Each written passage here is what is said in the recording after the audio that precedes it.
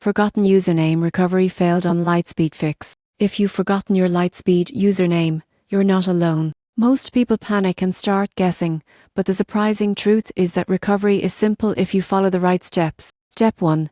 Visit the Lightspeed login page and click on Forgot Username. Enter the email associated with your account. Lightspeed will send a recovery email containing your username or a secure link to reset your credentials. Step 2. If you no longer have access to that email, don't worry. Gather essential account information like your full name, recent trade history, or the last account activity.